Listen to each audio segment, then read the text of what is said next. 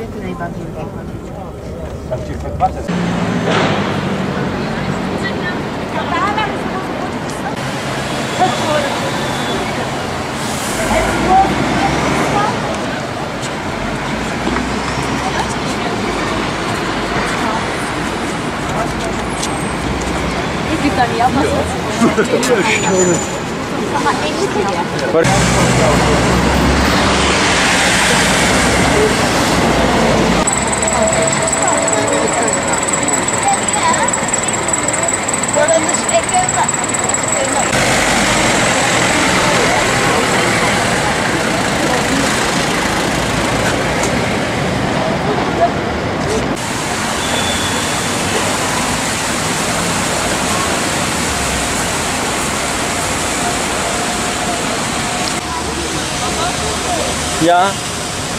Ja, het is vandaag 1 oktober 2011 en ik ben hier op wandel in Londen.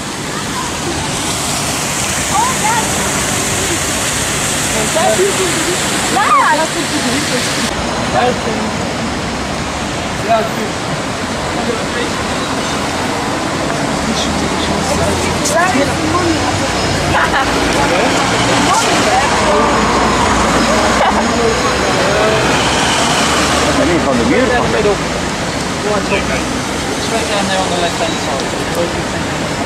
Yes.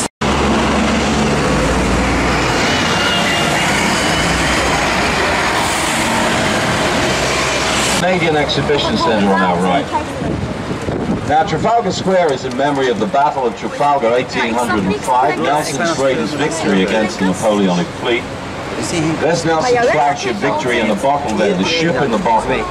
The artist inked it on there. Nelson's column is the same height as the main mast on his flagship victory, 169 feet tall. Nelson's on top of the column facing Portsmouth southwest, where the victory is in dry dock. There are 4 great lions at the base of Nelson's column, and each one depicts the victory of Lord Nelson's, the Battle of St. Vincent's, the Battle of the Nile, the Battle of Copenhagen, and of course the Battle of Trafalgar. There's our Olympic clock over there, 300 days to go, a countdown clock before the opening ceremony. Just over to your left and behind you.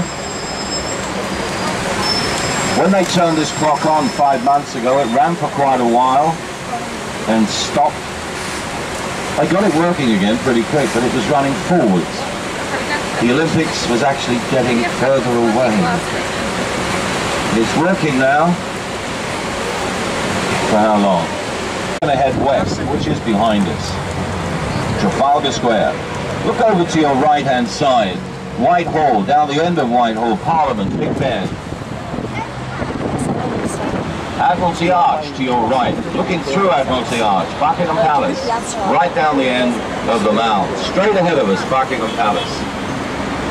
Anytime we have any flyovers in London, the planes come over the Strand behind us, over Admiralty Arch, down the Mall, and over Buckingham Palace, where the Queen receives them on the balcony. We'll be stopping at the Palace in about 35 minutes. The first palace we'll have a close view of will be St. James's Palace, built for Henry VIII, 1532. Now we always know if the Queen's in London. If the Queen's in London, we'll see 2 guards right outside St. James's Palace. If the Queen's not in London, no guards. Up until 5 years ago, St. James's was the home of Prince Charles, Camilla, Prince William and Prince Harry. Apart from Prince William now, they all live just behind St. James's Palace, the Clarence House. We're going to pass our visitor centre along here on the left. Our walking tour tomorrow at 10:30 will take you to the changing of the guard, get you a good spot to stand and explain all about the guard change. It leaves here tomorrow on your left at 10:30, the changing of the guard walk. All our walking tours are free. We're coming into Pall Mall, the first street in the country gas-lit, 1807, full of exclusive clubs. On our left, the IOD, the Institute of Directors. For well over 100 years, strictly an all-male club. Margaret Thatcher changed all that. The First Lady allowed it to this all-male club. The golden figure of Athena on our left. This is the Athenaeum Club, a literary club. H.G. Wells, Mark Twain, Charles Dickens were all members of this club on our left. Around the World in 80 Days, the book by Jules Verne. Phileas Fogg started that journey on the left. That's the Reform Club. Are we all still around, are we? This is one of the largest of the private clubs on our left. This is the Royal Automobile Club. I've been a member of the RAC for 40 years. They've never asked me to join this club. I think it's because I come from Southwark. I think that might have something to do with it. One of the facilities in there, an Olympic-length swimming pool, but I've never seen it. Now, St James's Palace, built for Henry VIII, is coming into view shortly. Look ahead of you, over to the left, the brown building, there it is. Queen Victoria married here in 1840. George IV was born here. Camilla, Prince Charles, and Prince Harry live just at the back of this palace. Down to our left, any guards? Not unless they've drastically changed uniform. No guards. The Queen's not in London. On our right, the shop where Laurel and Hardy used to get their bowler hats made. Number 6 on your right, Lock. Johnny Depp had some hats made in here 4 weeks ago. World famous hatters. Lots of lovely old shops along here. On our left, on the corner, the blue shop, Justerini and Brooks. Wine merchants to the royal household. If you've ever tried any J&B whiskey, that's what the J&B stands for, Justerini and Brooks. Prince Charles's club coming up on our right. Just over to the right ahead of us here, the 2 black lamps and the black door. Now this is White's Club. It's the oldest, it's the very poshest club in town. It's the only club Prince Charles is a member of. It's another club I'm not a member of. David Cameron is also a member of this club. White's. 200 yards ahead of us in Brunton Street, Berkeley Square, Mayfair, where our Queen was born 85 years ago. Queen Elizabeth II, the oldest monarch this country's ever had. She's still very fit. Fabulous Ritz Hotel, the finest afternoon teas in the land served at the Ritz. Afternoon tea here, £47 per person. What a snip. And there can be around a 10 to 12 week waiting list for a table at the Ritz. This is Green Park on our left, the smallest of the royal parks. It's called Green Park because there are no flowers in this park. What? There used to be flowers back in the days of Charles II. His nickname was the Merry Monarch because he had many female admirers and at least 17 illegitimate children. Yes, we could have royalty on this park. We probably have. Now, Charles II was caught picking flowers in this park by his wife, Catherine de Braganza. She, thinking the flowers were for one of his many lady friends, she had all the flowers taken out of the park. She planted most of them after all. The only flowers you ever see in this park are wild spring flowers. This was a favorite spot for duelists in the 18th century, also where Handel's water music was first performed, before being performed on the Thames, the George I, 1717. The smallest of the royal parks. You'll see how small the park is when you get to these blue gates on your left. Look to the left and you'll see across the park the Buckingham Palace. On our right here, these 6 white lamps, this is the Japanese embassy on our right-hand side.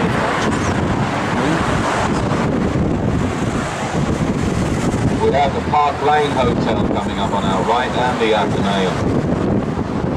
Past the flags on our right, the blue flags, there are 2 telephone boxes outside the world's first Hard Rock Caf and Hard Rock shop, opened in 1971 by the great Tony Curtis. In this Hard Rock shop, the Beatles guitars, Jimi Hendrix guitars, Eric Clapton's, the Stones, Rod Stewart's tights, Elton John's socks. Tempting, isn't it? Very tempting. The world's first. 40 years it's been open. Picture of St Paul in the window there with his mum. Just ahead of us is one of the busiest junctions in the world, the Duke of Wellington Place. And we'll see where the first Duke of Wellington lived. He had an incredible career.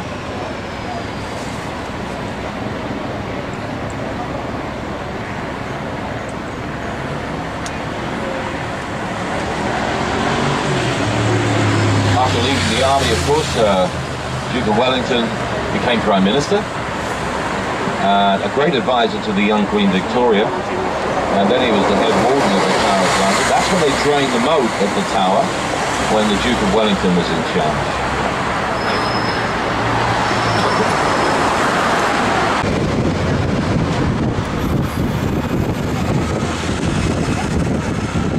Where the first Duke of Wellington lived. If you look over to your right, where the traffic's coming from, that large sandy building over there with the green railings round, he was given that house after the Battle of Waterloo, 1815. That house has the easiest address in town to remember. It's number 1, London. Straight ahead of us, that long brick wall surrounds the Queen's private garden straight ahead. Buckingham Palace Gardens, 40 acres. But this wall and the electric fence hasn't kept everyone out. Now, if you look just ahead of you over to the right, we've got the Queen's Lifeguard, the Household Cavalry. They're going to come across the road in front of us.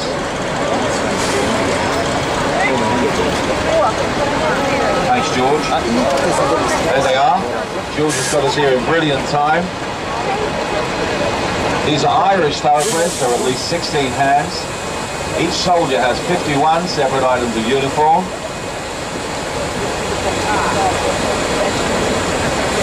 They're going down a Horse Guards parade, which we'll see later on. Now the Blues and Royals, which was Prince William and Prince... On top of the arch is the largest peace descending into the chariot of war. The Australian War Memorial on our right here on the corner. On the far corner is the New Zealand War Memorial for Anzac, the Australian and New Zealand Army Corps. Hyde Park ahead of us, 360 acres. And it used to be one of Henry VIII's old hunting grounds. This is the Lanesborough Hotel on our left. A couple of years ago, I was telling people that this is where Michael Jackson always stayed when he came to London. I was saying that on the Thursday, on the Friday he'd gone. Tragic. What an incredibly talented man. The Lanesborough Hotel on our left, a very, very exclusive hotel. Now, number 1 London over there to our right is called number 1, but when it was built, it was the first house you saw enter London from the west. The west is our left. Down there is Knightsbridge, that's the closest station to Harrods. Further down is Kensington. Apsley House, number 1 London. The Queen lives at 1A, 1AA.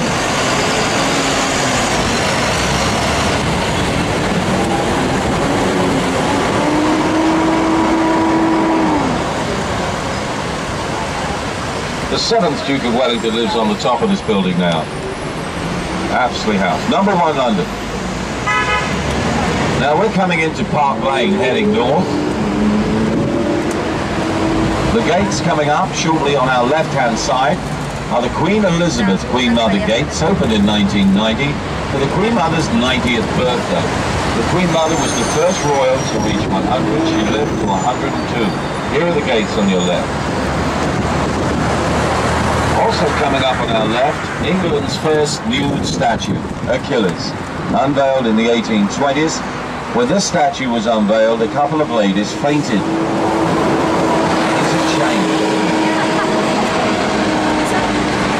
Now stop for the Hard Rock Cafe, Hard Rock Shop.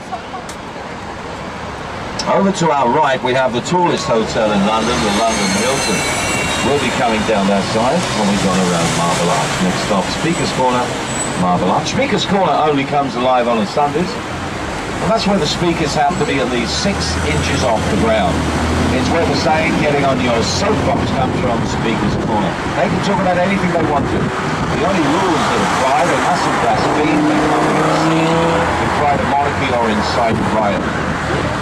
It derives from the days of the Tyburn Gallows, where we had public execution for 500 years, up until 1783. We will actually pass the very spot where the gallows used to be. And they could hang up to 24 people at one time at the Tyburn Gallows. There's the Dorchester to your right. George Clooney was here a month ago. Johnny Depp a few weeks back. Sex and the City Girls stayed here when they premiered their latest film in Leicester Square. Will Smith and his son was here when his son premiered The Karate Kid. More about the Dorchester when we come back down here.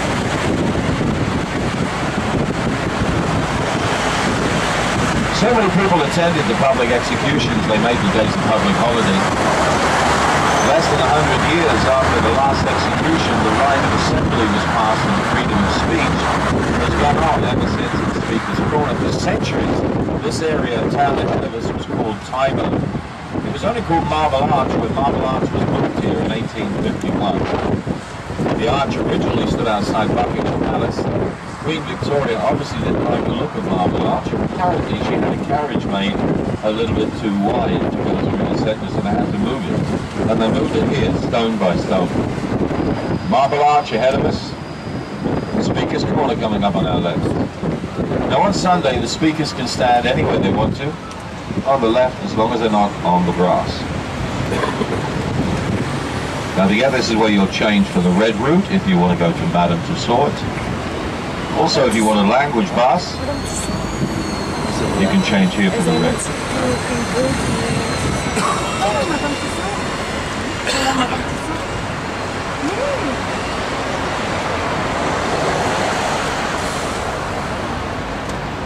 Up until the early 1960s, Hyde Park came out as far as these trees on the right-hand side. There was only the one park lane, the one that now heads south.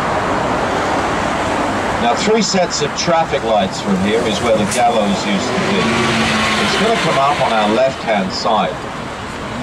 We're going to pass a green road sign. And the green road sign, where it meets the pavement, you'll see a round white stone plaque. It's about the size of a dustbin lid. It's on the pavement. It has a cross in the center, writing on the outside that says the site of the Tyburn tree. But it was in fact a man-made gallows. Prisoners were brought to the gallows in the back of wagons from Newgate Prison, which is now where the Old Bailey stands. They were brought down the Tyburn Way, which we now call Oxford Street, over to our right. As they were coming down the Tyburn Way, people would come out of the taverns and ask if they can give the prisoners one last drink, one for the road, the last road they would see. Sometimes the wardens would allow them to have a drink, but if they weren't in a good mood, they would say they can't have a drink, they're on the wagon. The horse's head on our right, Nick Fidian Green, an equine artist, got the idea for the horse's head from the Elgin Marbles at the British Museum.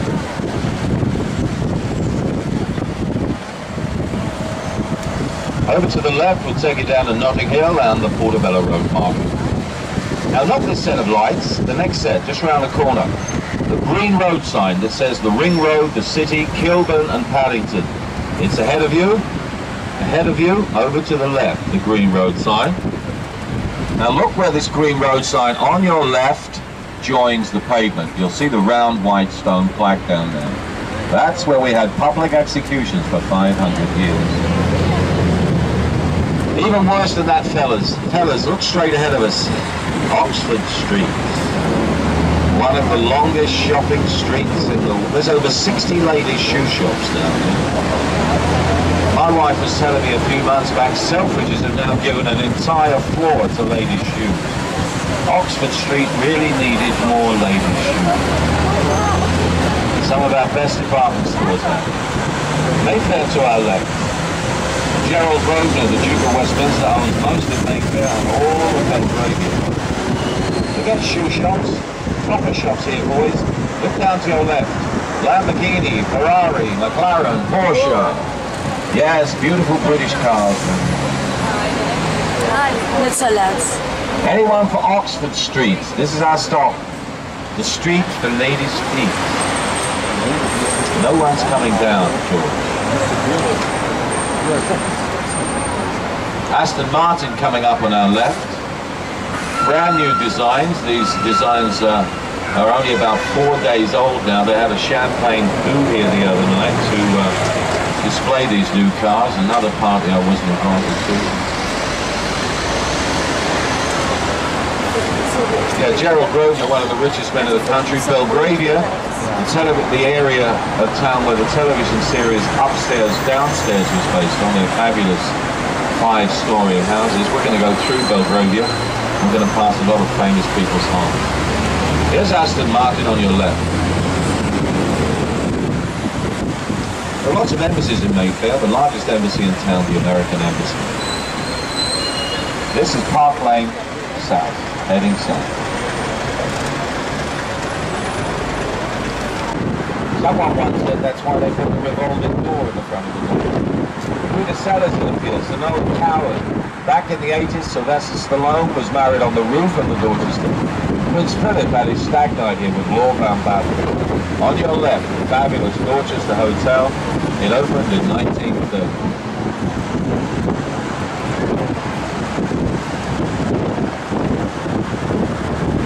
We're back in the London Hilton, the first Hilton hotel built in London.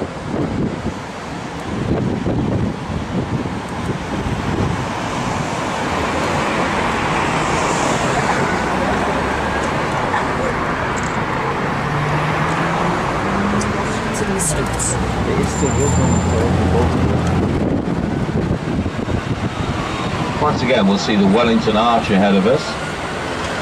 On top of the Wellington Arch, the largest bronze statue in Europe, 52 tons. Peace descending into the chariot. On the other side of this roundabout, where the trees are, straight ahead, the Queen's private garden. Buckingham Palace Garden is 40 acres. And that long brick wall, straight ahead of us on the other side there, hasn't kept everyone out. Now some of you are bound to remember this. Back in 1982, a man called Michael Fagan, late one evening, went over that wall into the grounds, then made his way into Buckingham Palace. You remember this? He stole a bottle of wine, then made his way upstairs to the Queen's bedroom. The Queen was asleep, she was alone. He sat on the edge of the Queen's bed, drinking the wine. It wasn't until he opened Her Majesty's curtain she actually woke up. She pressed the alarm, it didn't work, so she had to sit there talking to him for around 20 minutes until help finally arrived. Frighteningly true. 8 years ago, 2 men got over the wall in the electric fence and pitched a tent in Buckingham Palace Garden. When they were asked by a couple of irate guardsmen what they thought they were doing, they said they thought they were in Hyde Park. Well, it's easily done, isn't it? I mean, you get through Hyde Park, you trip up, fall over this wall, up goes your tent. How did Michael Fagan find the Queen's bed? There were 750 rooms in Buckingham Palace. I'm pretty sure the Queen's bedroom isn't signposted. Queen's bedroom, 23rd door down, left-hand side. Everything that can be open to the public at Buckingham Palace is now open until the 3rd of this month. It's been open since the end of July. Now this is Belgravia on your right, where the television series Upstairs, Downstairs was based on. 2 former James Bonds have London homes in Belgravia. Roger Moore, Sean Connery. Margaret Thatcher has a London home in Belgravia. Her neighbour, Andrew Lloyd Webber. Joan Collins, her neighbour, J.K. Rowling. Liz Hurley, Omar Sharif. We're going to pass the houses as we leave Victoria Station, the next stop. We're going to walk down here at the bottom instead of lights. We're going to pass the Goring Hotel. The Goring is where Kate Middleton and the Middleton family stayed before the royal wedding 5 months back. We're going to pass that shortly. Just inside the wall here we can see 2 cottages. These are the Queen's Gardens cottages. Behind these cottages and to the left are what's called Grace and Favour apartments. Some of the staff that work in the palace live here. They live here rent-free. If they're still working at the palace when they retire, they can stay here for the rest of their life. A full complement of staff in the palace will be around 350. Most days the Queen just has a skeleton staff of around 60. I know what you're thinking. How does she manage? How does she cope? Here's the Goring. Look down here to your right. The purple flags of the Goring on your right. Now up until 1851 we had a window tax in this country, which meant the larger the house you had, probably the more windows.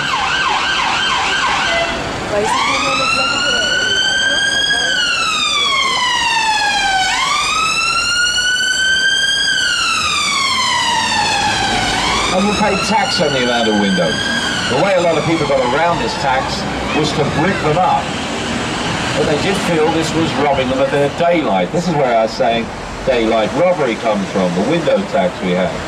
Now when we go through Belgravia, even though it's one of the most exclusive areas of town, we're going to see a lot of buildings with bricked up windows. The palace is to your left. Buckingham Palace, we'll be stopping there in 10 minutes.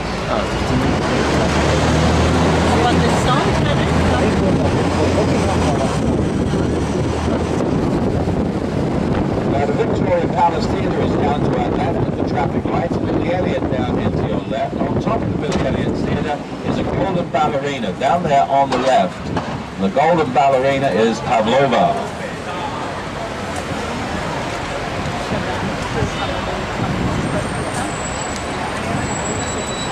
Now stop at Victoria Station coming up. This area of town is named after the longest serving monarch to date, Queen Victoria, who reigned for over 63 years. She did come to the throne at the age of 18. Queen Elizabeth II was 26 when she came to the throne. Queen Elizabeth, the oldest monarch this country's ever had. There's Victoria Station on your left. It opened in 1860. It's hardly changed at all on the outside. It has its own bus station. You can get a red bus from here to practically anywhere in the capital. Now stop coming up for Victoria Station.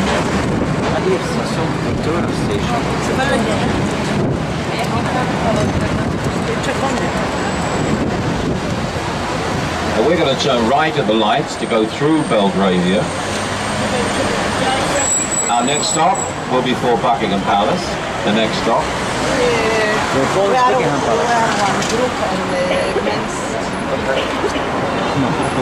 Now if Margaret Thatcher's in when we pass her turning, we always know when Margaret Thatcher's in. We'll see a policeman or a policewoman standing right outside of her house, number 73. She's having some work done in the front of her house now, so there'll be a scaffolding up and then you'll see the policeman at the bottom. Her neighbour, Andrew Lloyd Webber, is London home. I often wonder if she ever has to pop next door and ask him to keep his music down. Would you mind keeping that music down, please, Andrew? If I hear the Phantom of the Opera one more time. This is the Victoria Google building on our right. Don't forget, if you get off at any of our stops, and the next stop is Buckingham Palace, make sure you take everything with you, of course. Have a good look around. But if you just come back to the stop where we dropped you, another bus will pick you up in 10 to 15 minutes. There are plenty of buses. Bricked up windows and daylight robbery. Look down to the traffic lights. Behind the left red traffic light, you can see lots of bricked up windows down here. This is where Belgravia starts, the traffic lights. Now left at the traffic lights at number 180, Mozart was staying down here as a boy in London on a European tour. While he was living down here to our left, he composed his first symphony. He called it his London Symphony. That was when he was 8 years old. Mozart started composing at the age of 4. Right at the traffic lights, Ian Fleming lived down here, the creator of Chitty Chitty Bang Bang, and of course, James Bond. Look to your right, lots more bricked up windows on the right-hand side. Now this is where Margaret Thatcher lived, the next main turning on the right. She lives 3/4 of the way down, on the right. Look for the scaffolding and the policeman if she's in. To your right, here. And then, oh, there's 2 of them down there by the... Oh, 3 of them, is it? 2 of them? So we know Baroness Thatcher's in, 86 this year, her neighbour Andrew Lloyd Webber. Sean Connery has the London home down here to our right. Roger Moore on the other side of the traffic lights. He lives next door to Gerald Grosvenor, the Duke of Westminster. There's Roger Moore's car. Look ahead of you, just in front of the white van, the white convertible Rolls Royce. Roger Moore's number plate is 007. What else? Now Joan Collins' London home, as if we're going to turn right here. This is Belgravia. Over to the right there, as if you were going to turn right at the lights. Just across the road, there's a white building, 3 white pillars. The white building just coming into view is Joan Collins, and next door, number 5, is J.K. Rowling. Now she normally has either a Range Rover or a silver Bentley outside of the house. Where the Range Rover is, J.K. Rowling.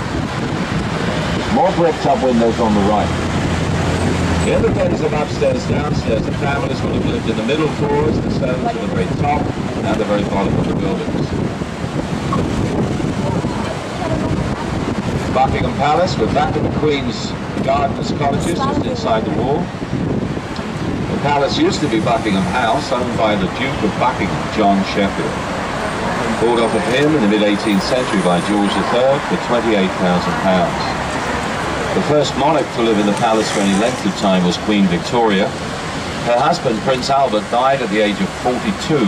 Queen Victoria reigned for 40 more years after the death of her husband, and she wore black every single day of her life. Every time there was a family portrait of her and their 9 children, there was always either a bust or a photograph of Prince Albert in the family portrait. She died on the Isle of Wight, 1901, in Osborne House, designed for the family by Prince Albert. Flooring coming up again on your right-hand side. To your right. Almost 5 months ago. It's impressive.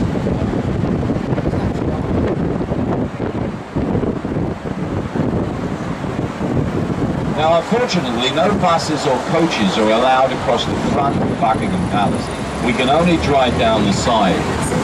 It gets better as we go down, so if you want to take photographs of the front of the palace, just get off at our next stop. We're going to stop right outside the Queen's Gallery. This is the Royal Mews on our left. All the carriages are in here, the horses that pull the carriages, the Queen's cars, open to the public. You can go around 19 staterooms and around the grounds, and the Queen's Gallery that we're going to stop right outside. Everything that can be open is open.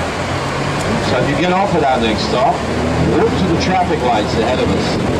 Now we'll have to turn right at the traffic lights. If you turn left at the bottom, you're at the front of the palace, take your pictures, come back to our stop, another bus will pick you up. 10 to 15 minutes. Plenty of buses. Here's our stop for Buckingham Palace. Allora, We have people coming down, George. People coming down. Make sure you take everything with you.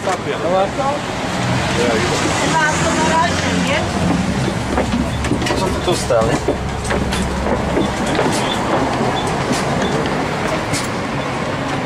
Als je dat zo vlug mogelijk mijn hand kan volkatten kruisen. Aan mijn hand. Katten. Van iemand van een pool.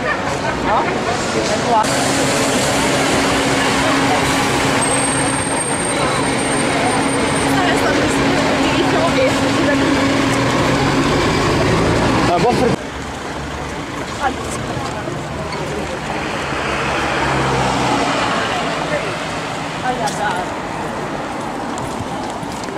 Ja. Ik moet even filmen hier, die dingen.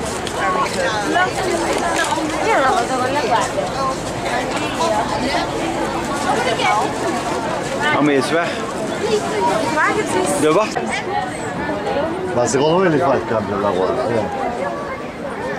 Che c'è questo punto scendere quello perché il cambio la volta. Io la tua giorno, oggi pomeriggio. Terra. Poi il caffè la prendi, non era... sa di caffè, fai l'espresso, la macchinetta. Solo mi sa fare.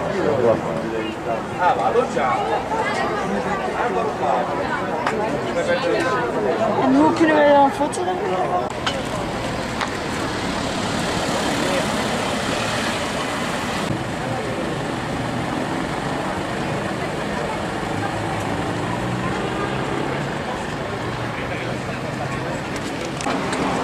Ja.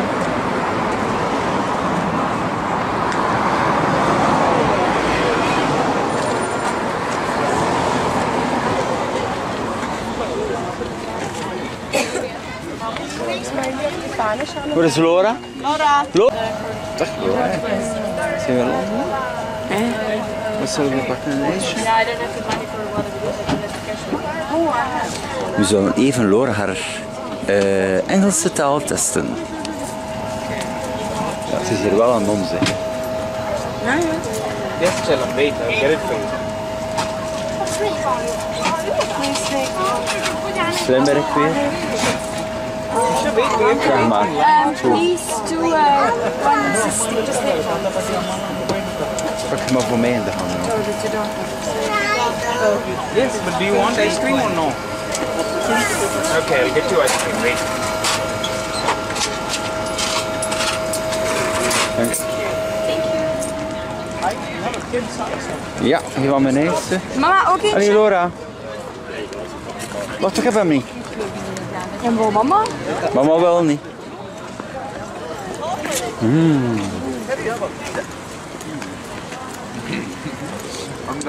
Onze Londense ijs. La matricola. She's in good shape.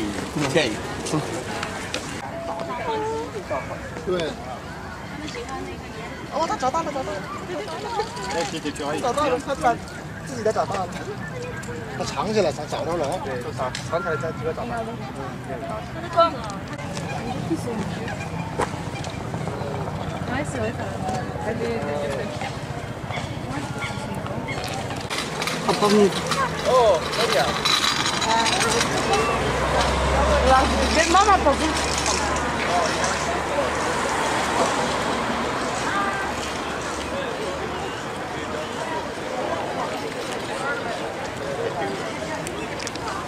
Natuurlijk.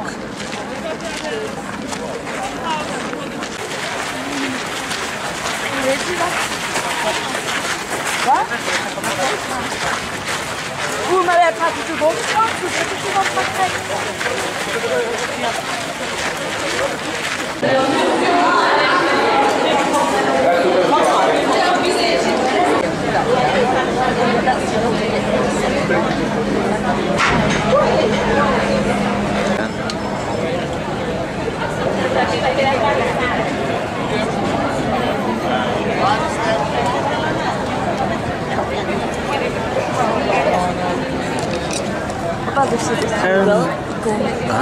Wat vind je van?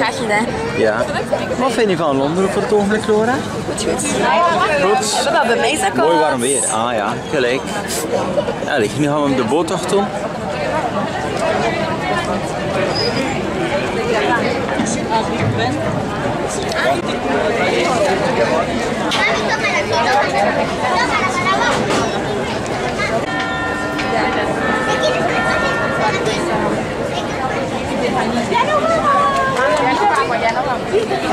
Ja, we vertrekken met de boottocht, Laura.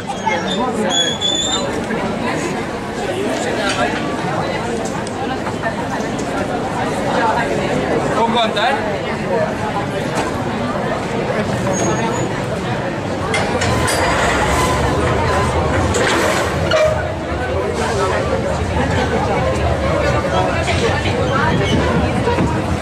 Good afternoon, ladies and gentlemen, boys and girls, welcome on board. The name of the boat that you're travelling on, this is the City Gamma, and as you can see folks, we are just leaving Westminster Pier now. Now we are going to cross the river here. We make a quick stop to our left, just over a Waterloo Pier beneath the London Eye. I think a few people are getting off there. Is there anybody leaving us at Waterloo? Yeah, a few people, okay. So we're just going to drop off some passengers. And then when we leave Waterloo Pier, we'll head downriver and we'll make our way to the Tower of London and then also further on to Greenwich. Okay? Hopefully everybody's on the right one. The first stop will be the Tower and the second Greenwich. Now also, when we leave the pier, I will need to run you through a brief safety announcement, okay? It won't be anything to alarm you, it's given purely routine. But in the meantime, just make yourself comfortable. I know it's very crowded on board, so thank you for your patience. At the back of the boat is the bar, and also down the stairs at the back are the toilets. Whilst we're underway, if anybody would like to stand up, you can stand outside in the open deck area through the doors at the back. It's not a problem. And also that is the smoking area. Other than that, just bear with us for a few minutes. We're going to drop off some people and we'll be leaving Waterloo here in a couple of minutes. I'll come back and tell you about the safety. Okay, but other than that, sit back, make yourself comfortable.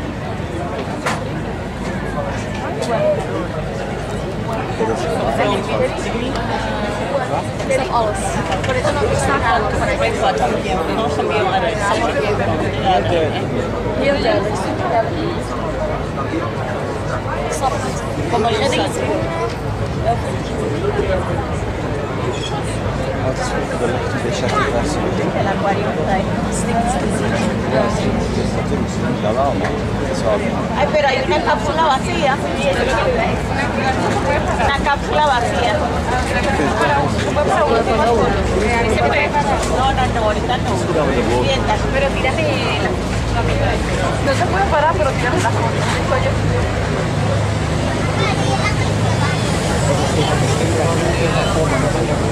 Ay, a ver.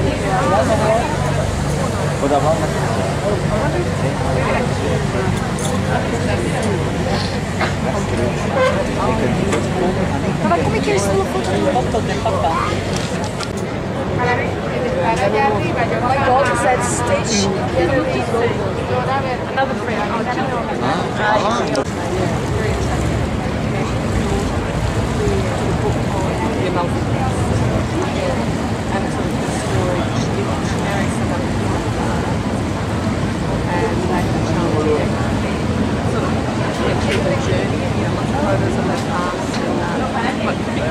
It wasn't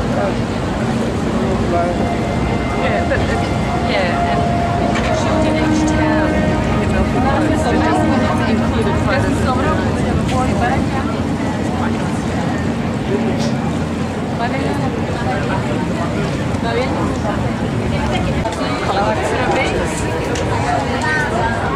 Hoe zal de proces? Je stopt toch nog even voor de mensen op te pikken.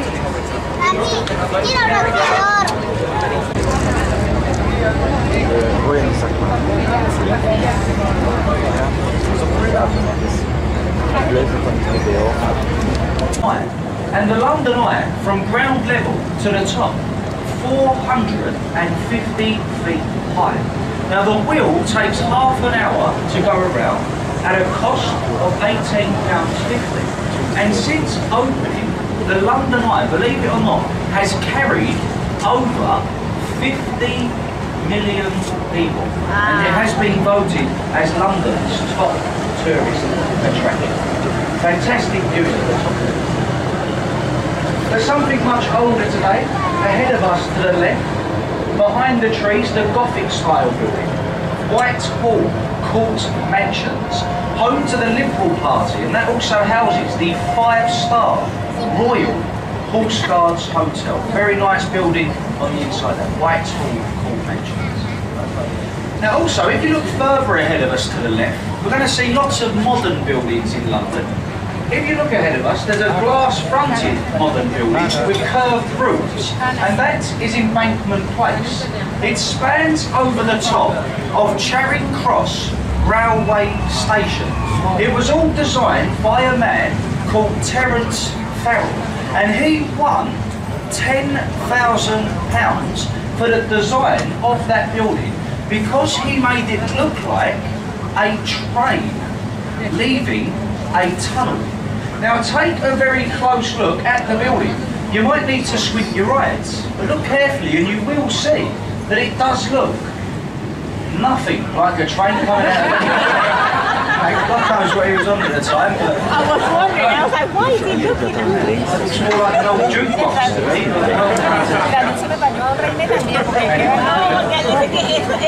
Now the first bridge that we go through on our journey today, this is the Charing Cross Railway Bridge. Either side of this bridge you can see they've added 2 walkways, and they're the Golden Jubilee footbridges. They were opened to celebrate the Queen's 50th year on the throne. I don't know if you're aware, but next year will be the Queen's 60th year on the throne, her Diamond Jubilee. Lots of celebrations going on for that in London next year. Now also, when the trains go above this bridge, it's very, very noisy. And that's why the building to the right is completely soundproof. The Royal Festival Hall. The last remaining building from the Festival of Great Britain back in 1951. Said to be one of Europe's finest concert halls. The building, as I said, completely soundproof to keep out the noise of the trains. But over to the left, now that is the oldest thing you'll see today. On the river wall, there's a stone column. That's Cleopatra's Needle. That was made in Egypt 3,500 years ago. It was given to this country about 200 years ago, and that was to celebrate Nelson's victory over Napoleon at the Battle of the River Nile. When they were first constructed, the needles were made in pairs, and the twin to that one, Central Park, New York City. Wow. And something today that might interest the ladies on board, the next bridge, Waterloo, known on the River Thames as the Ladies' Bridge. It was built and complete by ladies during the Second World War, and that's when the men were away fighting for king and country.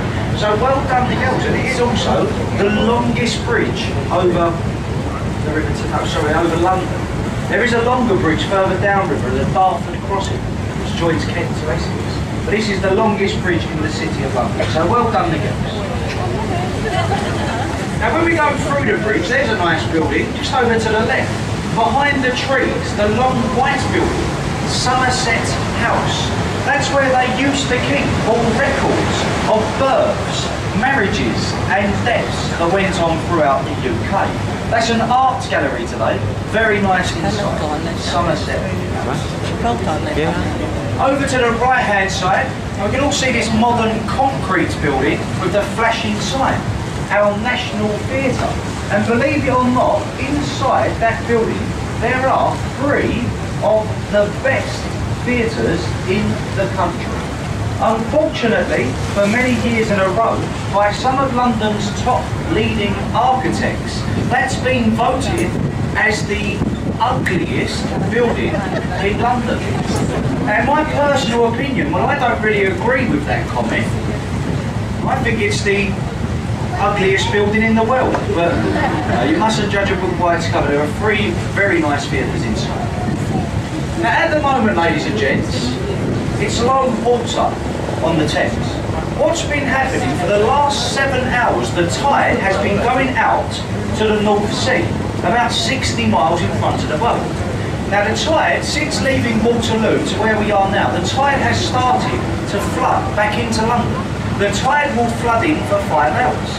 Now there is a rise and fall of tide on the River Thames between 20 and 25 feet, 7 or 8 metres. Very powerful tides that happens 4 times a day. Now if you look on the river wall to our left, just ahead of us, or just behind us rather, and you'll see the moss line. Above the green moss line, there are lions' heads. Can you see those behind us to the left and also further in front of us? Now those lions' heads, years ago, they were used as a flood indicator, and local police were told that if the tide ever reached the lion's face, to issue a local flood warning. Now there's an old saying or an old rhyme to help us remember this, and the saying goes, when the lions are drinking, London is sinking. That's right. Now if you haven't heard of that before, there is another saying which goes, if the lions' heads are ducked, London is flooded.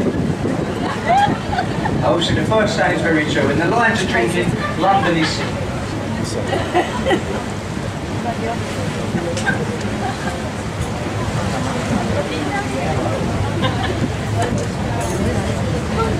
Now we're passing to our right, quite a famous landmark, the Oxo Tower on the roof of Stamford Hall.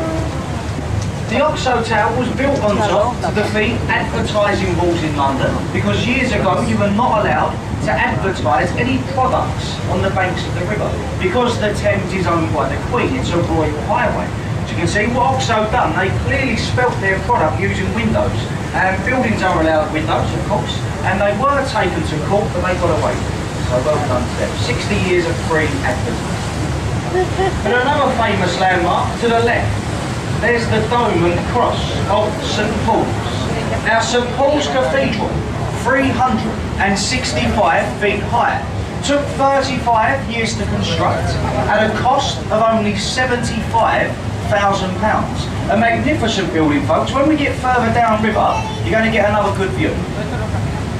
But look directly to our left, there's a lovely white building with a green sloped roof. the old City of London School for Boys. Along the front of the building, between the arch windows, there are 4 statues of 4 famous men. From left to right, they are Isaac Newton, William Shakespeare, Sir Francis Bacon, and David Beckham.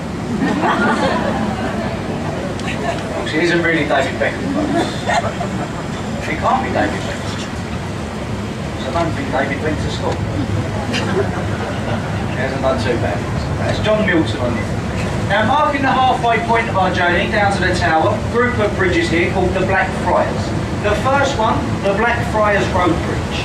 As we go beneath, either side of the boat, red columns. And these red columns are the remains of the first railway bridge in London. Now, the top part of the bridge was taken off about 25 years ago.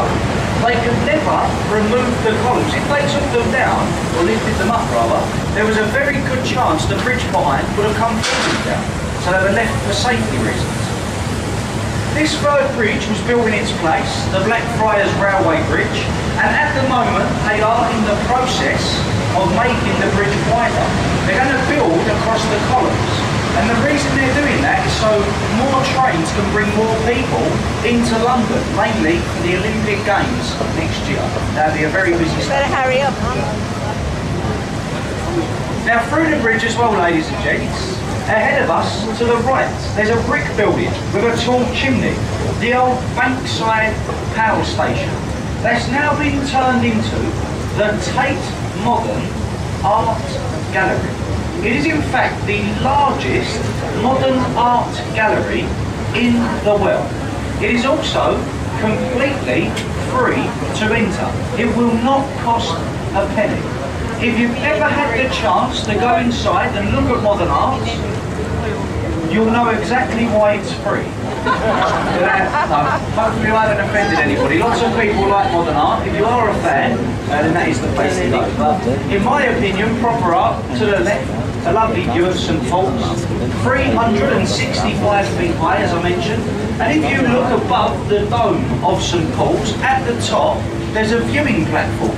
You can go up there. The views are as good as the London Eye. There is one problem.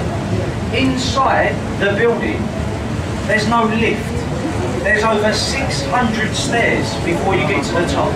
If you do like a good view, definitely worth it. That is only an option. It is definitely worth a visit. The building, absolutely amazing inside. Now joining up the two buildings, one of the newest bridges in London, the Millennium Footbridge. You probably know it much better by its nickname, the Wibbly Wobbly Bridge. It was opened on a Saturday morning in the Millennium year by the Queen. It was closed the same afternoon by the police. That's because the bridge, it was wibbling and wobbling. But as you can see, they have now fixed it and it is safe. It was swinging about a foot in either direction. Now over to the right, quite an unusual building. The round white building with the thatched roof behind the trees is the replica to Shakespeare's Globe Theatre. Opened in 1997. They do reenact Shakespeare plays inside that building. I've been told it makes a lovely evening out of Bankside. Look on the roof, see the red flag? That indicates there will be a play on today.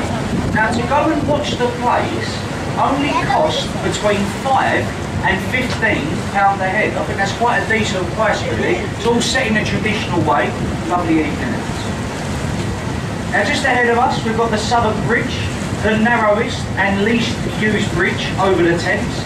All the main approach roads were hidden in the back streets and alleys of London, makes it a very hard bridge to find. Joining us up to the City of London to our left with Bankside to our right. Now Bankside, all this area, is a very old part of London. During the Elizabethan era, this was the red light district of London. This is where they had all the illegal gambling dens. There was cruel animal sports like dog fighting. There was bear baiting. And there were places of horizontal happiness. Now, anything like that, it all went on a Bankside, and that was definitely the place. We're through the bridge now and ahead of us to the right. Now later on today, if you're looking for somewhere to go and have a few drinks or a bite to eat, a lovely riverside pub, the Anchor. See, very popular on a nice afternoon of all the people sitting outside here. Very nice pub. Parts of the building date back to 1615. It is said that the likes of Shakespeare and his actors would have used that pub. They're very popular today, as you can see. Cannon Street Bridge that we're now going beneath. This is the oldest working railway bridge over the Thames. Cannon Street Station is just up to the left. Now, as I said, when we left Waterloo Pier, the tide had just started to flood. Now, in that tide, look at the speed this tide has picked up. Look down to the left there, you can see the tide going against the columns. Now, obviously, that isn't as fast as it will go. It's been flooded into London for half an hour or so. It's a very powerful tide. Now, also through the bridge, and especially for the children, for the boys and girls, look to the right, just ahead of us. There's a gap between the buildings. Look through the gap between the buildings, in the dock, a pirate ship. Now, this pirate ship to our right is a full working replica to Sir Francis Drake's Golden Hind. Sir Francis Drake, the first Englishman to sail around the world. He did so on a ship identical to that, and it has now been put in the dock as a museum. A lovely place to take the kids. The Golden Hind to the right. Now, also to our right, between the next two buildings, you're going to get a nice view of Southwark Cathedral, and that's London's third largest place of worship. Southwark Cathedral. Shame the trees are in the way, but you're going to get a nice view. And just ahead of us, we're about to go beneath the most historical river crossing over the Thames, the world famous London Bridge. Now, London Bridge, the first one was built here over this part of the river 2,000 years ago by the Romans. This one was opened in 1973 by the Queen, and it is in fact the fourth London Bridge. All the others have fallen down, burnt down, or were taken down. This one opened in 1973 by the Queen. There's the name. Lots of people that come onto the boats tend to get confused between this bridge and the one in front of us. The one further downriver, Tower Bridge. The one behind us, definitely London Bridge. Now also, lots of people that come on the boat lately ask about this building to the right, the Shard. Now, when complete, that's going to be the tallest building in Europe. It will stand at 1,100 feet. At the very top of the building, there will be an observation room. So you'll be able to go to the top and look out on London. Now, imagine the views you'll get from being up there. More than double the size of the London Eye. Now, also, lots of people tend to ask about this building to the left. The blue glass building to our left. That is the headquarters and training ground for London window cleaners.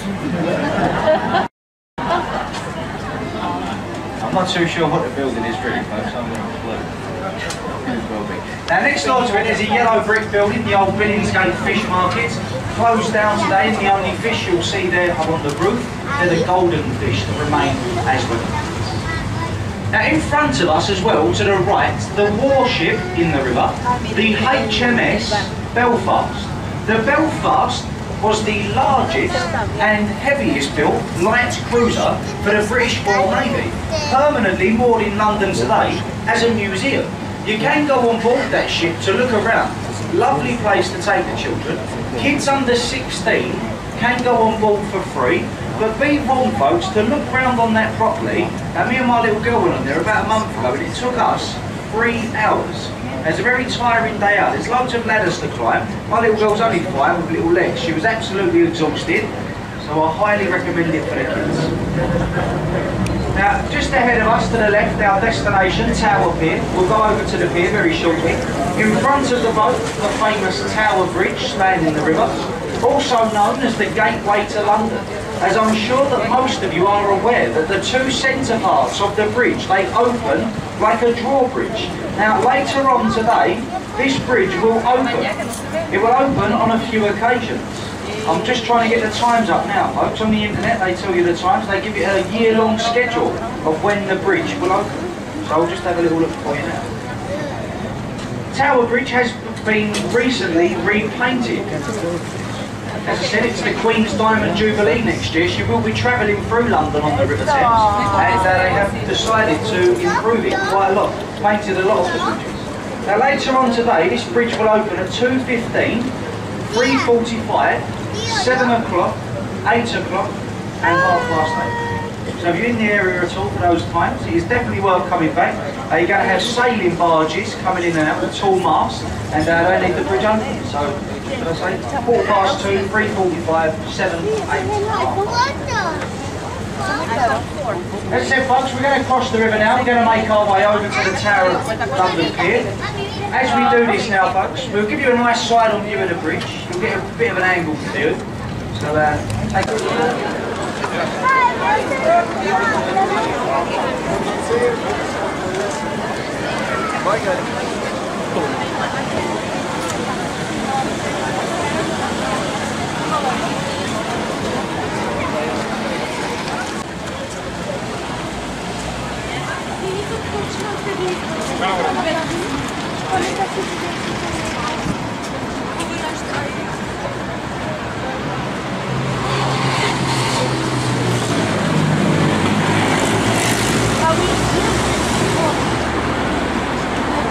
Wat dat voor een is?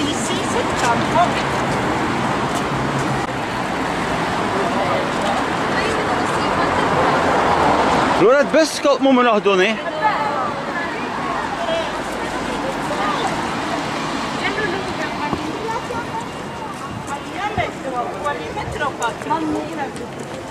Maar of ik...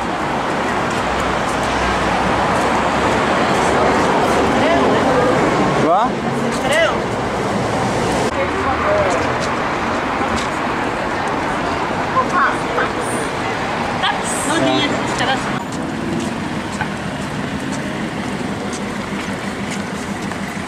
Daar is de opstapplaats op. Ja. Nee, maar niet open. Maar even. Want het is een computer. Daar moet dat. Kijk daar.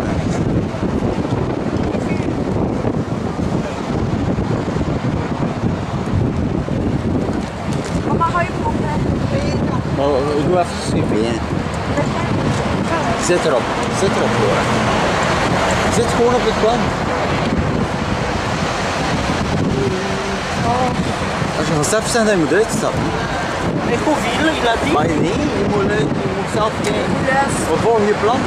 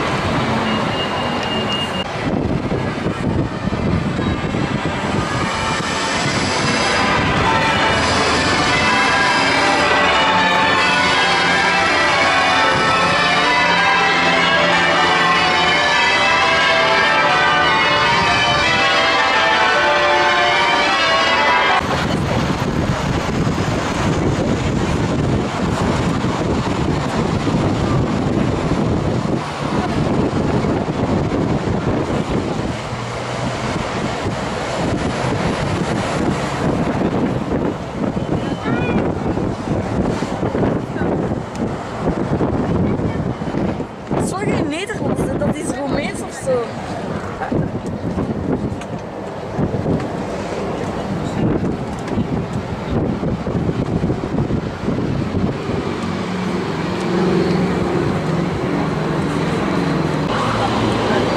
Wanneer is de wijn al?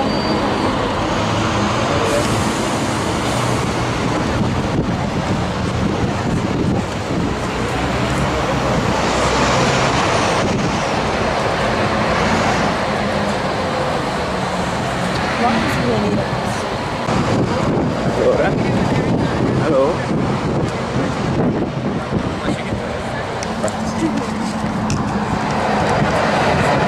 Hoe gaat het ermee? Oeps.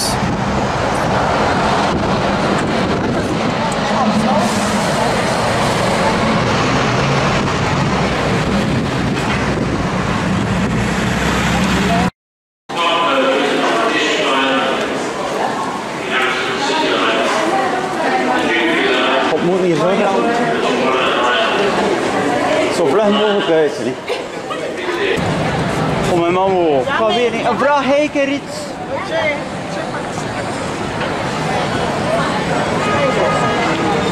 Mama, die kaarten moeten worden afgemaakt. Wat? Ik moet het vragen van mama met kleine kaarten. Hier de Nike-winkel, dat is schoenen. Oh, dat...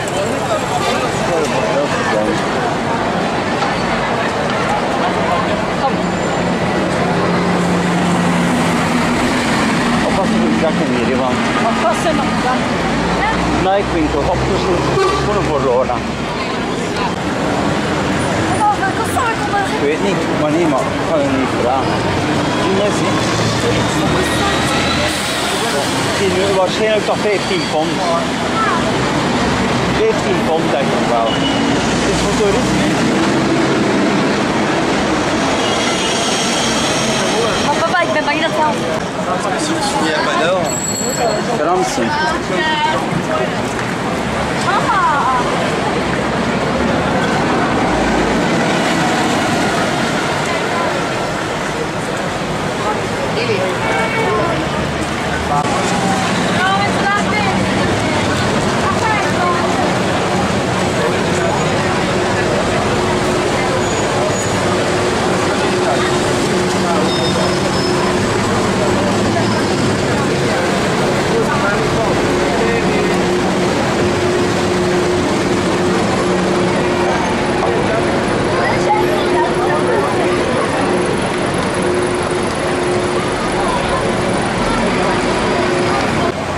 Het is wel erg dat ik weet niet Dat wat. is toch niet waar we waren? Ja. Door, door. Nog een keer. Vlug, vlug. We waren toch hier nooit? Nee. Mama. Maar ja, het is wel hoor.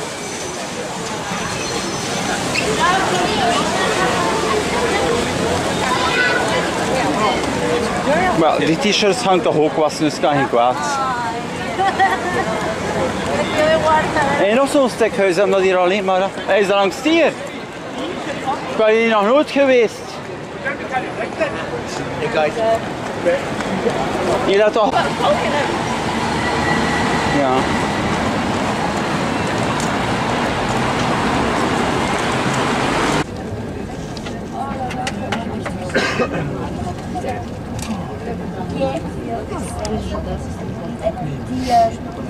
Miasto to nasze mogłoby troszeczkę większe, nie? Ale tak jechać, żeby tak mniejsze, strasznie mniejsze, tyle lat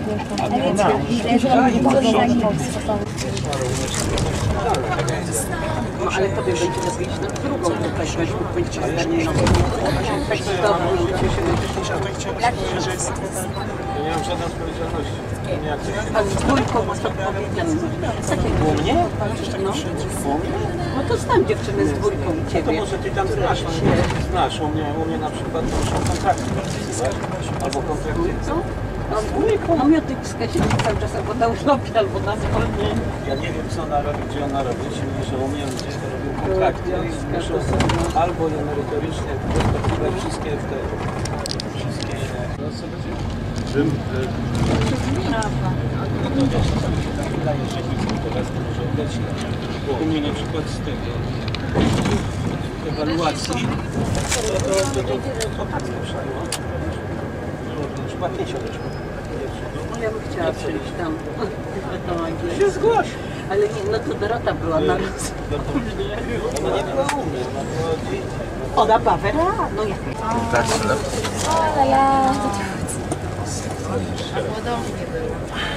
Het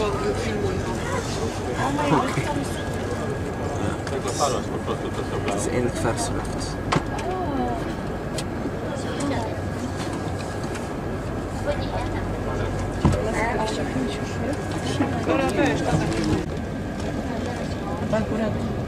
Akurat ten czas, który nam nie pasuje, nie?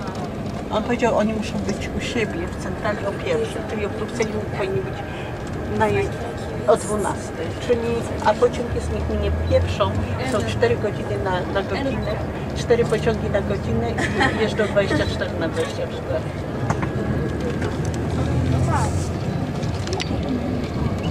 A wiesz, a on sobie wziął nie za 900, tylko za 780 bilet, sobie wpisał, wiesz, 7:20, tam o której tam 350. 18.